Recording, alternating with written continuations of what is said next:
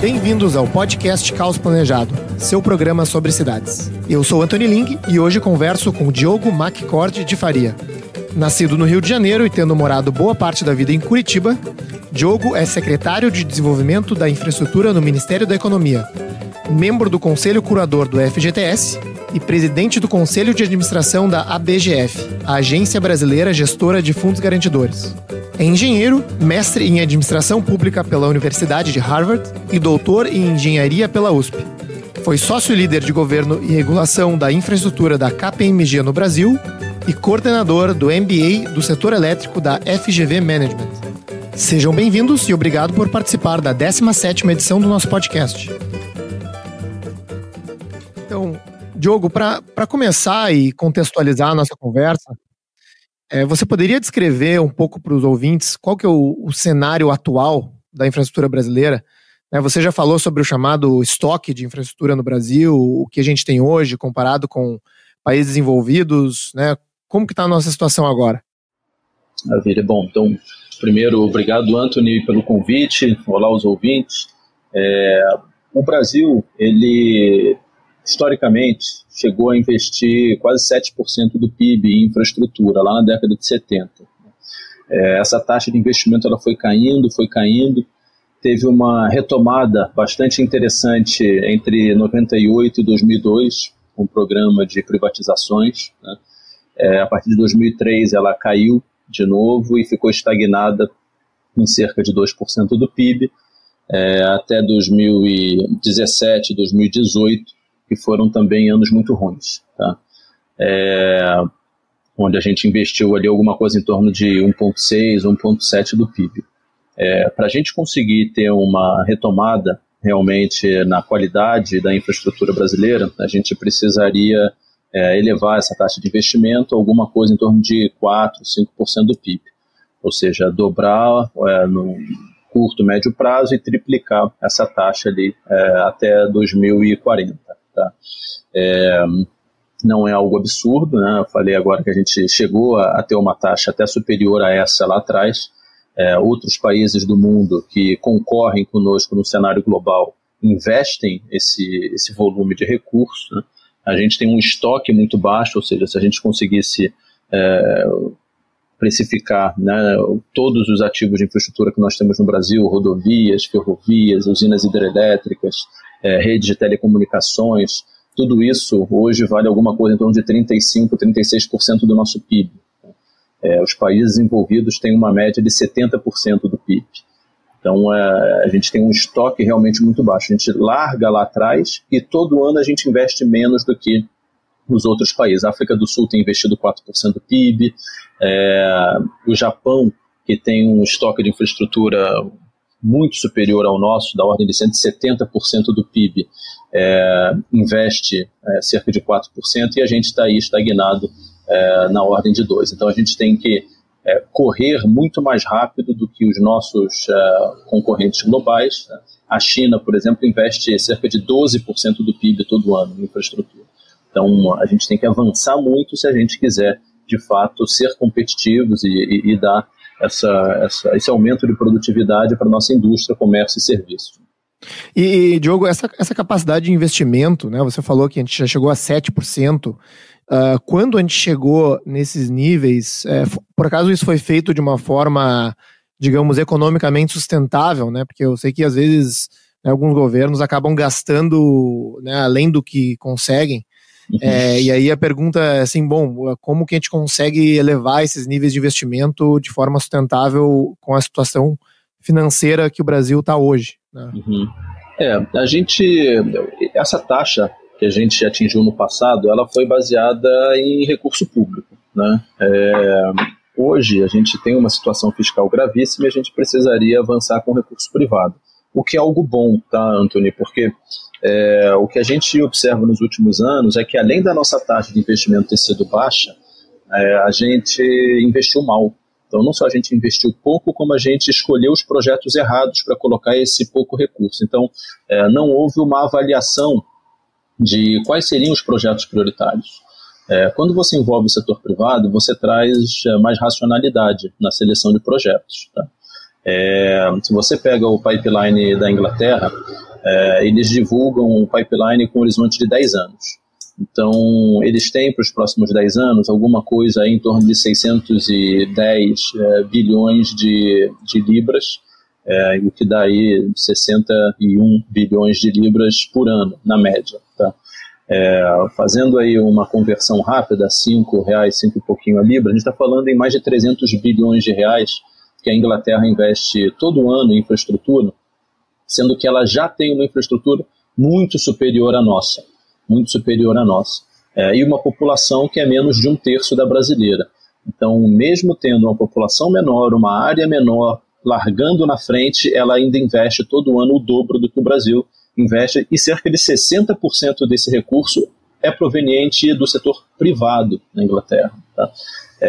Todo o setor de saneamento é privado, todo o setor elétrico é privado, então realmente se torna um benchmark, um exemplo para a gente, o caso da Inglaterra, onde eles de fato conseguiram avançar muito baseado em recurso privado e como selecionando os projetos corretos, tá? De fato escolhendo aqueles que têm uma racionalidade por trás e que aumenta a produtividade, a competitividade da indústria e dos usuários. A partir do momento que isso acontece, aquele ativo tem valor. E se tem valor, as pessoas pagam por ele. Então é uma lógica microeconômica na seleção projeto a projeto, que obviamente quando agregado tem um impacto macroeconômico bastante positivo no aumento de produtividade do país.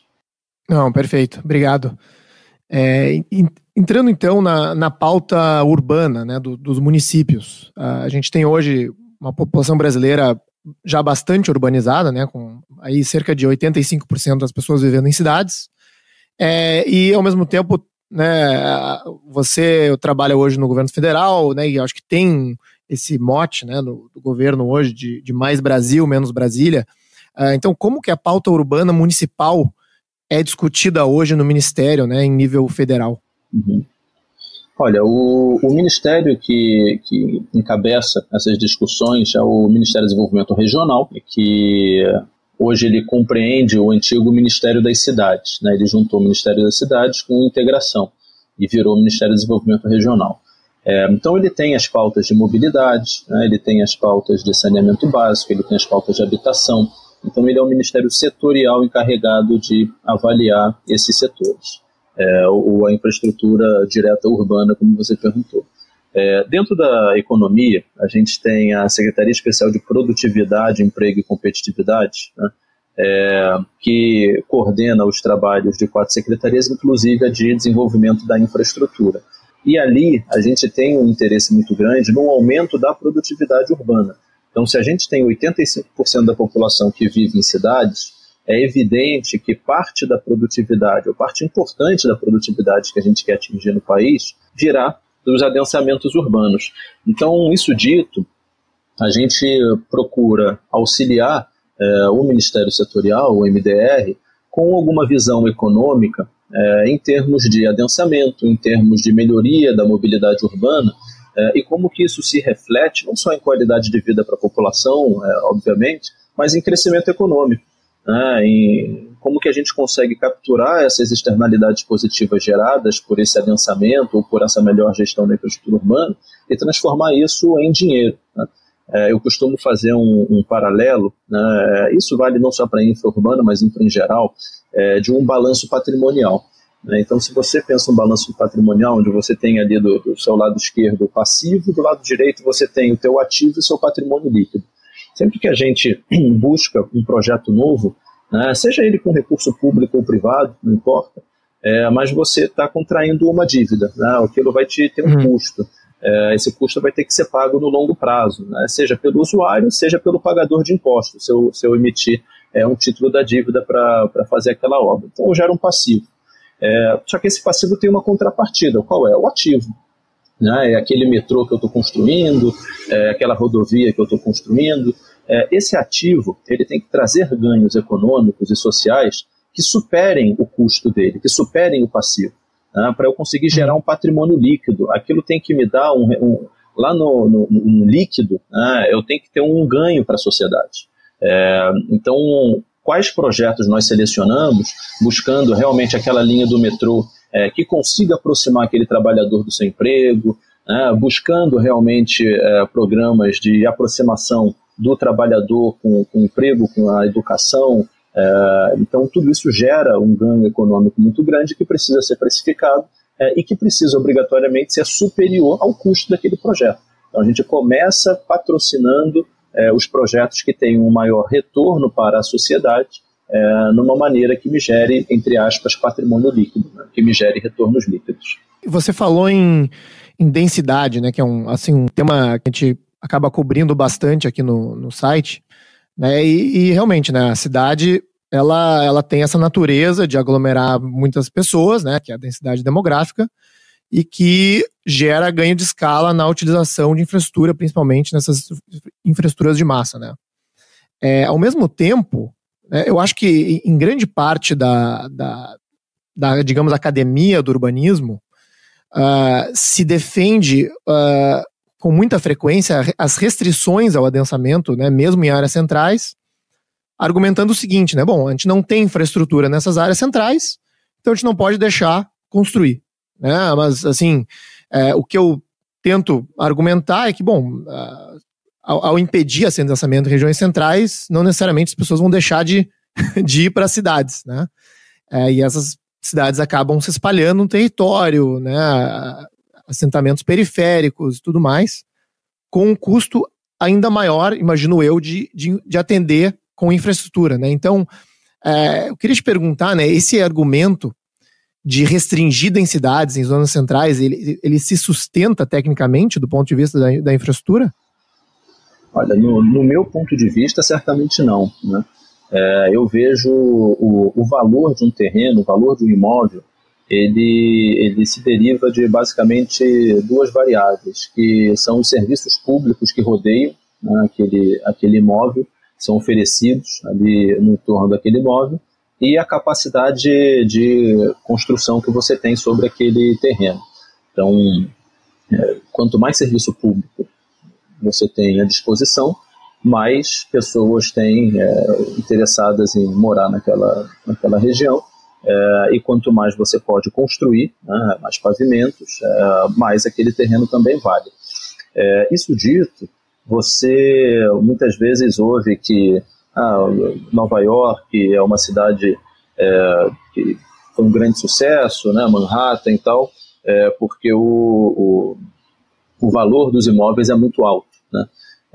O valor dos imóveis ser alto, numa lógica de oferta e demanda, simplesmente significa que tem mais gente querendo morar ali do que capacidade de construir. A oferta ela é inferior à demanda, então os preços sobem, é natural.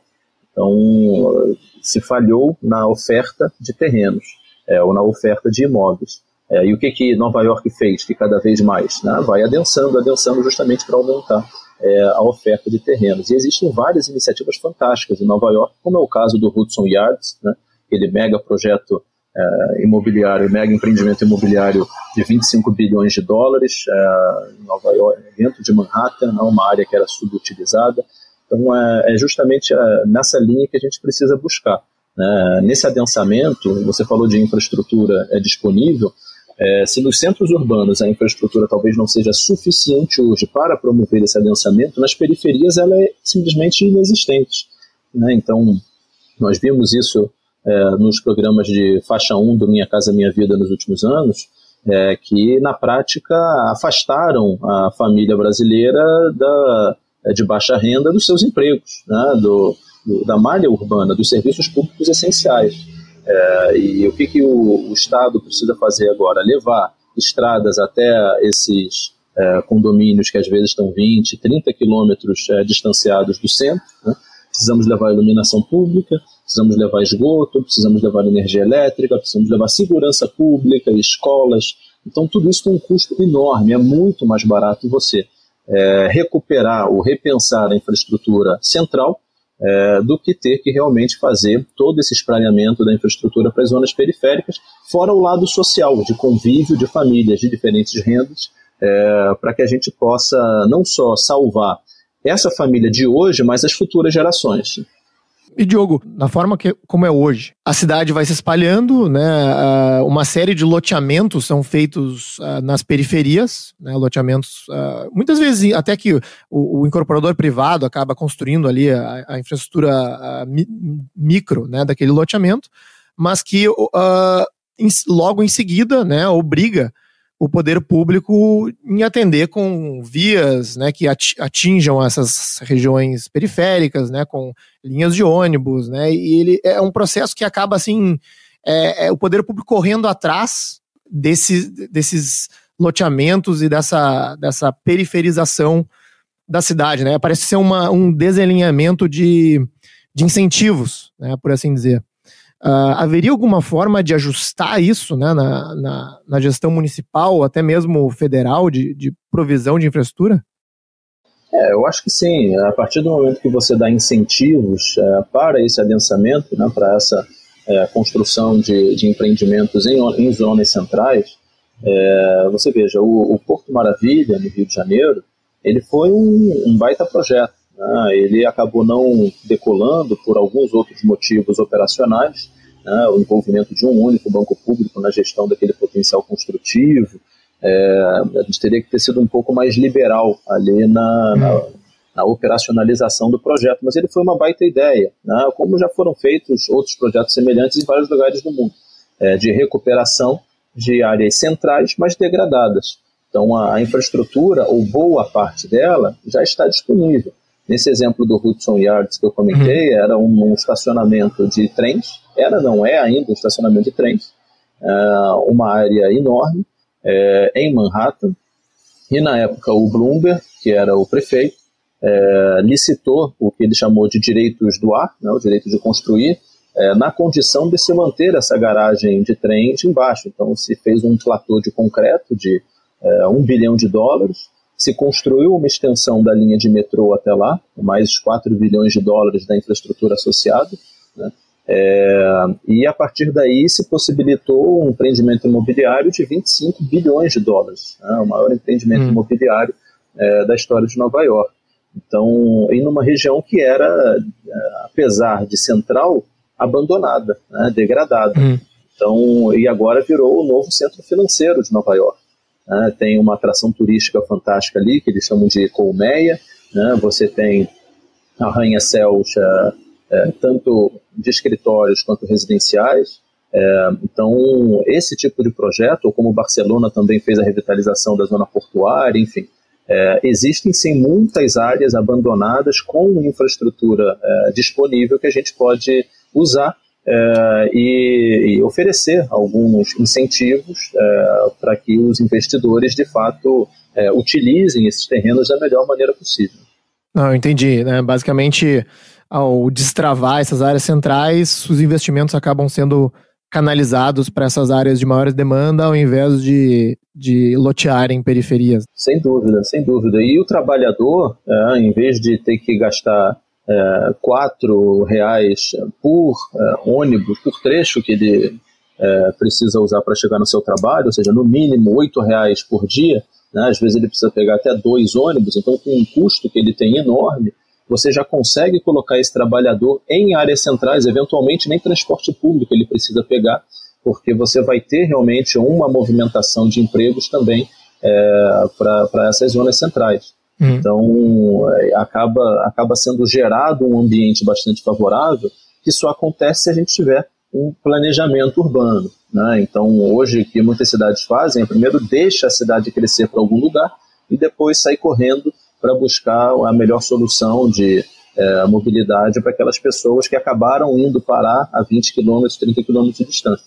Enquanto o correto é o contrário, né? Primeiro eu defino para onde aquela cidade vai crescer e eu faço essa definição baseada justamente na oferta de serviços de transporte público, ou, melhor ainda, se eu puder adensar e reduzindo até a necessidade desse serviço. Diogo, também está em discussão, né, essa história do novo pacto federativo, que se discute ali, como os recursos arrecadados, né, pelo governo são distribuídos no país. E a conversa tem sido, né, de incentivar maior autonomia, independência e também responsabilidade das gestões municipais, né? No momento que se promove esse tipo de descentralização, você também acha que isso pode ajudar a racionalizar o uso de recursos ou vai tornar assim, algumas cidades em uma situação pior por ter que tomar essas decisões por conta própria, né? Como isso está sendo visto do ponto de vista de infraestrutura? Olha, se você realmente descentraliza os recursos, você também precisa descentralizar responsabilidades, né? E a gente precisa entender que dos 5.570 municípios que a gente tem no Brasil, nem todos terão condições de compreender a sua nova função, e muitos enfrentarão situações de dificuldade financeira no curto prazo, né? A diferença é que eles não terão mais a quem pedir socorro. Então, uma vez que você descentraliza esses recursos, você empodera os municípios, muitos vão deslanchar e outros vão realmente ter problemas no curto prazo. Mas são esses problemas de curto prazo que farão os municípios aprenderem a serem mais responsáveis fiscalmente e avançarem no médio e no longo prazo. Então, certamente haverá problemas nos primeiros anos, tá? Mas isso é normal, isso faz parte do processo de aprendizagem, e o mais importante é que a gente estaria emancipando todos os municípios e cortando realmente essa dependência, muitas vezes ruim, né, que os municípios têm de repasses federais. E uma vez que o município é quem conhece a sua própria realidade, ele toma a sua decisão, né? Então, eu vou reajustar o salário de todos os meus servidores públicos. Essa foi a decisão do município A. O município B do lado falou, não, eu não vou reajustar o salário de ninguém, e o que eu vou fazer é, de fato, investir em uma infraestrutura melhor para atrair empresas, para geração de emprego, e eles vão, mesmo que eles larguem do mesmo ponto, pelas escolhas que eles tomem a partir de agora com a utilização desses recursos, eles vão tomar caminhos completamente diferentes. O terceiro município vai investir mais em educação, o quarto município em segurança. Então, cada município sabe onde o calo aperta e vai tomar decisões. Muitas dessas decisões serão positivas, outras decisões nem tanto, né? Mas é só o longo prazo que vai provar quem acertou mais do que errou. E é assim que se constrói um país. Eu acho que os Estados Unidos são um caso de sucesso justamente pela independência e pela descentralização que eles têm na tomada de decisão. Muito legal, né? Cria uma espécie de concorrência entre cidades que tomam decisões políticas e econômicas ou melhores ou piores para justamente atrair mais gente, né? do que o contrário.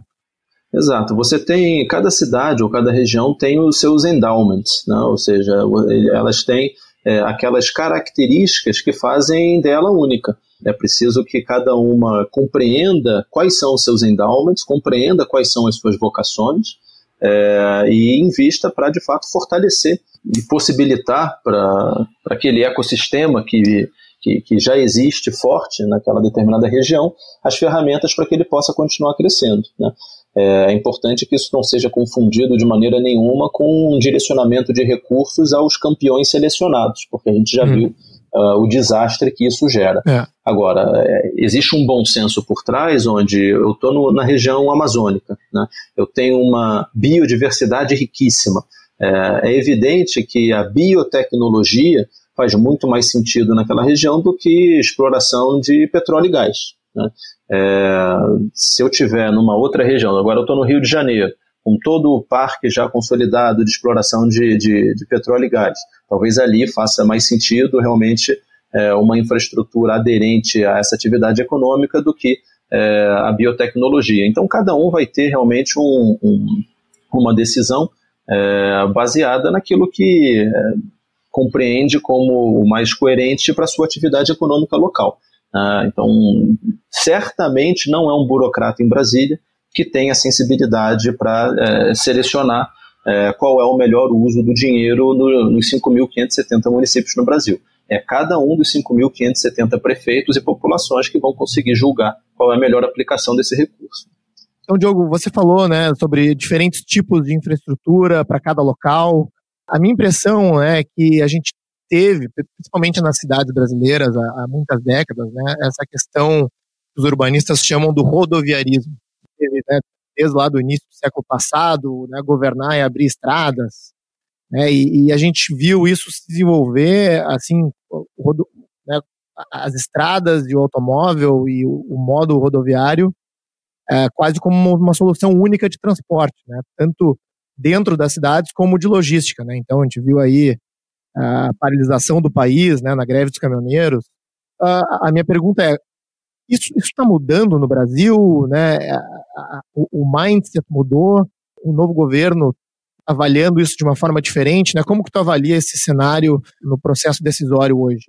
Lá atrás, e não só no Brasil, mas também nos Estados Unidos, em boa parte do mundo que adotou o modal rodoviário como principal, o objetivo não era logístico, né? O objetivo era fomentar a indústria automobilística. Isso porque a indústria automobilística naquela época gerava muitos empregos, era uma indústria com tecnologia de ponta. Então, o objetivo fim era justamente fomentar a atividade econômica. Assim como a gente sabe, né, o próprio programa Minha Casa Minha Vida, nos últimos anos, né, ele também não tinha como fim ser uma solução habitacional. Ele era uma política anticíclica adotada pelo governo anterior, com o objetivo de reaquecer a economia. Então, nem sempre as decisões elas são as lógicas que a gente imagina direto para o setor. Além disso, né, o Brasil ele de fato tem uma deficiência hoje em termos de infraestrutura rodoviária. Quando a gente compara o nosso estoque nos diferentes setores de infraestrutura com outros países, a gente observa alguns que estão muito mais longe do que outros. Então, energia elétrica e telecom, a gente tem um estoque até que compatível com o resto do mundo, em termos de percentual do PIB. Nós estamos bem nesses setores. Enquanto o setor logístico, saneamento básico, outros setores, a gente tem uma deficiência enorme e um gap brutal em comparação com outros países. Então, quando a gente pensa em rodovia, existe hoje uma malha no Brasil que, de fato, ela além de pequena, ela é ruim, né? Temos um diagnóstico onde, de fato, essas estradas têm uma qualidade percebida pelo usuário muito baixa. A gente não pode esquecer que mais de 60% do território brasileiro tem algum tipo de restrição, ou de reserva ambiental, ou de reserva indígena. Então, isso faz com que abrir novas estradas no Brasil também seja muito difícil. Não só estrada, como ferrovia, é tudo muito complicado, né? Mas nós temos uma malha hoje grande de rodovias que pode e deve ser revitalizada, tá? Duplicada. Os acidentes que nós temos por ano, né? Mais de 30 mil mortes em acidentes de trânsito no Brasil, tem um custo econômico e social gigantesco, e muito disso causado por estradas em péssimas condições, rodovias de mão dupla. Então a gente precisa realmente resolver esse problema. Então é sim algo a ser investido. Agora, isso não impede outros modais. Você falou da greve dos caminhoneiros, né? A gente pode e deve avançar por ferrovias, dutos, né? Existem outras soluções, cabotagem, que podem ser utilizadas no Brasil em um nível muito superior ao que são utilizados hoje. Então, a EPL, que é a empresa de planejamento logístico no Brasil, ela tem essa missão de fato, buscar alternativas para o escoamento de produtos, né, no Brasil inteiro, onde se avalia todos os modais possíveis e se escolhe aquele que tenha, de fato, a maior racionalidade econômica.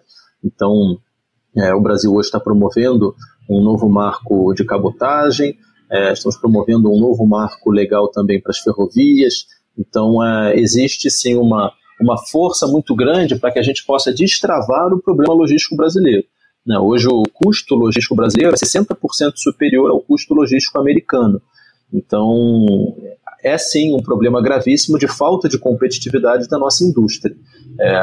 Rodovias têm sim ainda um papel importantíssimo, mas não é o único. A gente está avaliando soluções em todos os demais setores da logística. Um dos grandes assuntos na área de infraestrutura do país, né, no qual você está envolvido no momento, é a chamada MP do saneamento. Você poderia explicar para os ouvintes do que ela se trata e o que está sendo discutido? Claro.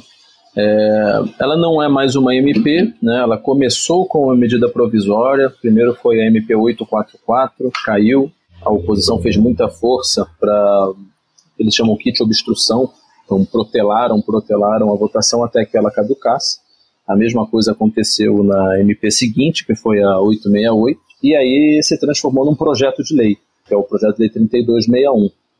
Esse projeto de lei, ele tem uma grande vantagem, que ele não caduca, né? Então, diferente de uma medida provisória, onde quem é contra o tema simplesmente pode obstruir até que aquela MP caduque, num projeto de lei isso não acontece, e a gente de fato força todos os parlamentares a debaterem o mérito, né? Então, quem é a favor, que de fato se posiciona a favor, e quem é contra, se posiciona contra. Isso faz parte do processo democrático e tem que ser assim mesmo.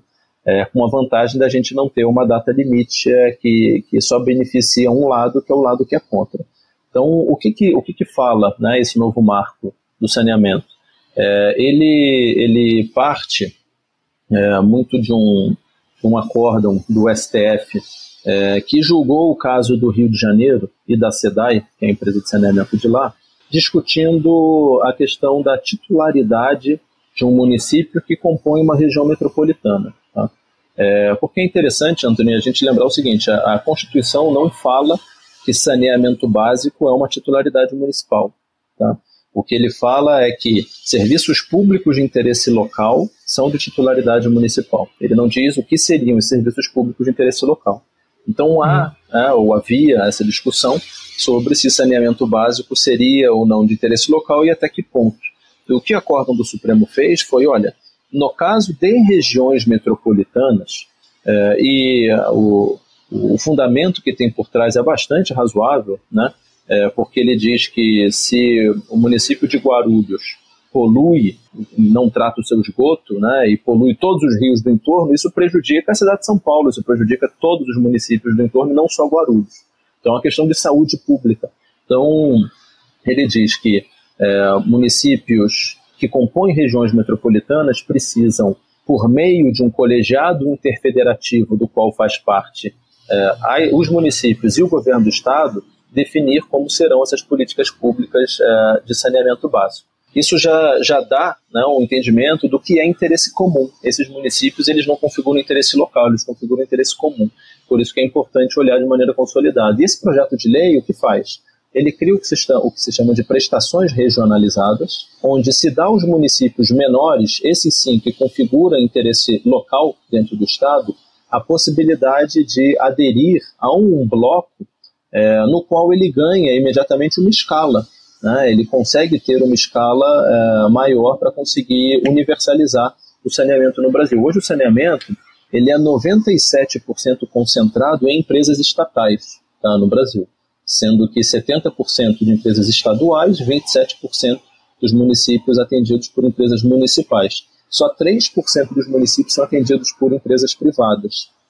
Apesar disso, as empresas privadas respondem aí por cerca de 20% do total do investimento no país.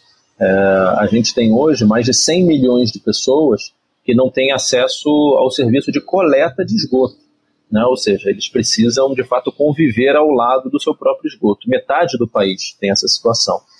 35 milhões de pessoas não estão nem conectadas à rede de água, né? Isso não significa que as pessoas que estejam conectadas abrem a torneira e cai a água lá de dentro, né? Porque a gente tem um problema de intermitência muito grande. A qualidade do serviço é péssima, principalmente nas periferias, onde geralmente chega água uma vez por semana, né? Chega água de madrugada. Então a qualidade mesmo daqueles que estão conectados ao sistema é muito ruim.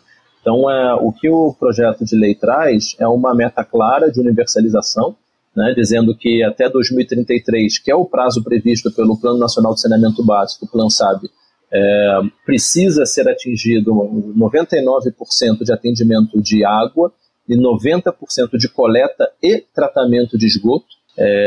Isso geraria um investimento potencial aí, que é calculado em alguma coisa em torno de 700 bilhões de reais até 2033. Considerando os investimentos em manutenção da rede já existente, tá? E com isso a gente teria um impacto bastante positivo na saúde pública nacional, tá? Então o novo marco ele traz regras claras Hoje, a maior parte dos contratos que são firmados sem licitação entre o município e a empresa pública não tem metas, não tem regras básicas de revisão tarifária, não tem nada, né? Então, são instrumentos bastante precários, onde se dá o direito de explorar um serviço, mas sem nenhum tipo de dever de universalização dentro de um prazo razoável. Hoje, as estimativas que nós temos falam que no ritmo atual de investimento em saneamento básico no Brasil, a gente só atingiria a universalização em 2060. Você imagina, né? A gente tem números gigantescos que mostram que as mortes relacionadas à falta de saneamento básico no Brasil, é evidente que eles são baseados em diferentes pesquisas por conta das doenças relacionadas à falta de saneamento básico, mas se fala entre 3 mil e 6 mil recém-nascidos que morrem todos os anos vítimas de doenças decorrentes à falta de saneamento básico. Então é um impacto social gigantesco que a gente tem, né? E que de fato precisa ser resolvido. A briga que existe, o embate que existe, é que as empresas públicas e alguns governadores não gostam dessa solução, porque eles sabem que a partir do momento que eles tiverem metas, e o que o projeto de lei traz é uma regra muito clara. Eu tenho um prazo para que todo mundo inclua as metas dentro desse contrato, lembrando que essas metas já deveriam constar em contratos desde 95, tá? E a grande maioria desses contratos não tem metas. Então a gente está dando um prazo de 1 ano para que se inclua algo que deveria ter no contrato desde 95 e nunca teve, né? E a partir daí, essas metas precisam prever a universalização até 2033 e a agência reguladora vai monitorar o cumprimento dessas metas. Se a empresa não atingir as metas definidas em contrato em 3 anos no intervalo de 5, o contrato é automaticamente cancelado e relicitado para alguém que de fato tenha capacidade financeira e de gestão suficiente para entregar um serviço público tão essencial para a população brasileira. Então, o que existe é um movimento muito forte das empresas públicas que não têm um compromisso com o serviço público e sim um compromisso pela sua manutenção. Ela acabou virando um fim em si mesmo. Existe uma força contrária, mas eu tenho certeza que a gente vai conseguir vencer para finalmente deixar esse fantasma para trás, né? Lembrando que energia elétrica e telecom, que foram privatizados na década de 90, hoje tem 99,8% de universalização para energia e 98% de cobertura para telecom. E saneamento a gente está falando de 50% de cobertura. Então é uma diferença gritante. Até aqui, mesmo em Porto Alegre, né, que é, assim, às vezes vista como cidade desenvolvida e tal, eu entrevistei o prefeito Marquesan, que comentou, né, que mesmo aqui, metade da cidade não tem tratamento de esgoto, né. A gente se ilude, na verdade, porque vai tudo pro pluvial que cai em algum corpo da água, né, uma coisa assim, sem nenhum tratamento, né. Mas então, apareceu uma agenda muito positiva, né? Qual que é o prospecto disso agora, né? Para ter algum prazo para votar ou para aprovar isso? Esse projeto de lei começou no Senado, né? Autoria do senador Tasso Gereissati. No dia da votação subiram jabutis voadores que tinham um objetivo claro de salvar as empresas estatais que não estavam comprometidas com o serviço público, tá? Tinha ali uma regra de que os contratos poderiam ser renovados por 30 anos sem nenhum tipo de meta de universalização, o que realmente parece um absurdo e né? Esses jabutis foram retirados na Câmara, né? E a gente espera que, em sendo aprovado o relatório base, já foi aprovado pela comissão especial da Câmara criada para esse fim, e a previsão é que ele vá ao plenário da Câmara agora no dia 26 ou 27 desse mês de novembro. Então, em sendo aprovado pelo plenário da Câmara, volta para o Senado, onde o Senado escolhe artigo a artigo se mantém o texto original que saiu do Senado, incluindo os jabutis, ou se aprova o texto que veio da Câmara. Eu tenho uma visão bastante positiva de que a gente vai conseguir aprovar um marco que, de fato, liberalize o setor e atraia os investimentos necessários para que a gente universalize o saneamento básico no Brasil. Tá? Pelo que a gente tem visto de posicionamentos muito fortes da mídia, de todos os veículos, isso é muito interessante, criou-se um consenso enorme, tá? Em favor desse projeto do saneamento básico, do PL 3261.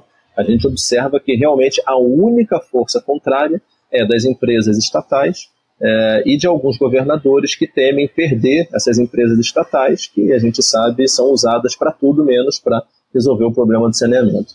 Espero que passe esse projeto mesmo. Então, Diogo, para fechar aqui, né, eu queria te fazer uma pergunta relacionando assim, né, urbanismo e infraestrutura, né, e um pouco do histórico disso, né, porque me parece que nos primórdios, digamos, do urbanismo, né, os projetos e o planejamento justamente focava em infraestrutura. A gente pega desde da Roma antiga, né, o plano para Manhattan, né, a previsão do xadrez viário e mesmo alguns planos no Brasil, né, o chamado planejamento de Belo Horizonte, com aquele planejamento viário, né, e previsão de infraestrutura. E isso ao longo dos anos mudou muito, né? O urbanismo hoje foca muito na regulação dos lotes privados e inclusive transfere a responsabilidade de infraestruturas públicas para o lote, né? Um exemplo disso é drenagem, né? As regras normalmente exigem aí uma taxa de ocupação do lote, bacias de contenção, né? Tentando resolver um problema público, né? Do ponto de vista de cada lote individualmente.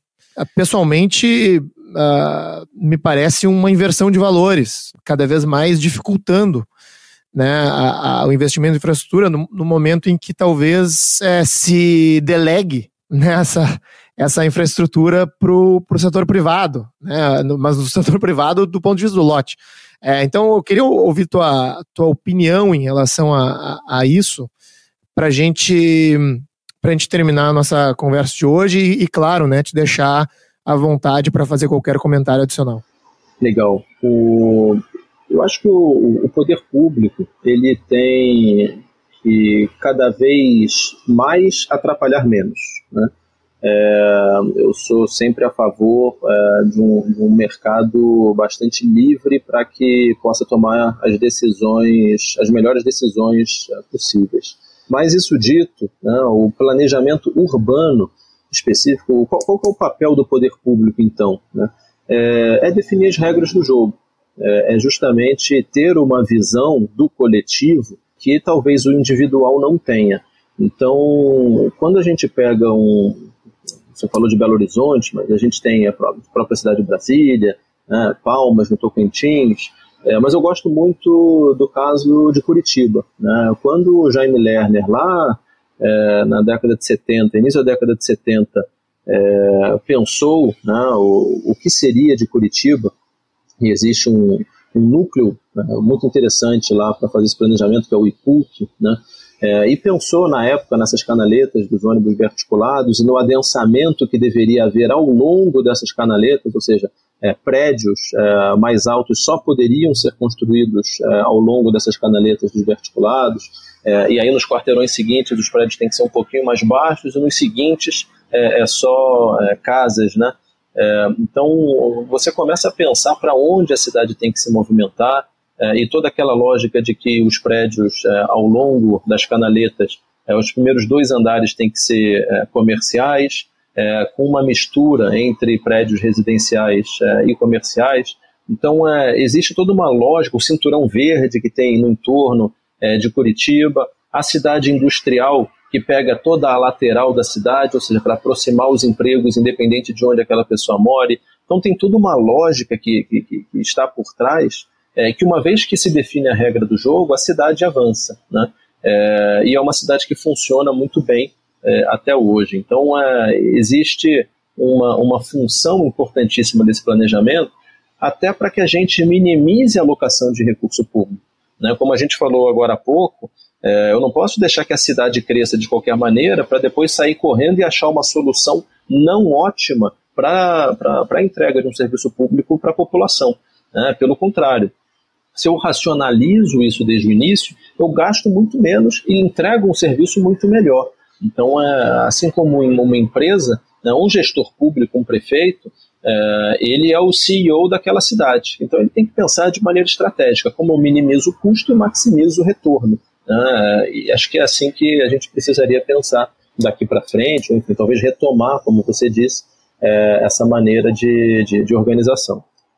Obrigado pela tua participação, né? Eu te dou aí a palavra para fazer qualquer comentário final. Obrigado mais uma vez. Não, é um prazer, Anthony.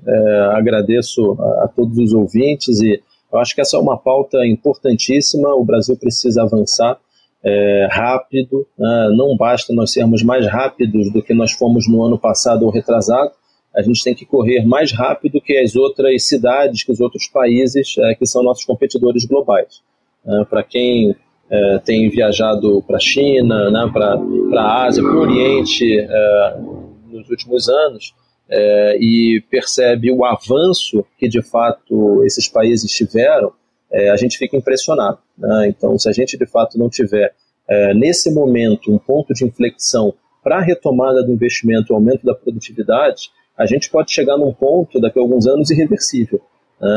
Quando a gente compara o que as cidades como Xangai, Hong Kong, Singapura, o que elas se tornaram, e comparamos com as cidades brasileiras, a gente percebe que a gente precisa evoluir muito rápido, senão talvez seja jogo perdido para a gente no futuro. Então é um senso de urgência que eu gostaria de deixar para você, para os ouvintes, para que a gente de fato traga essa pauta para o nosso dia a dia e fomente esses investimentos aqui para frente.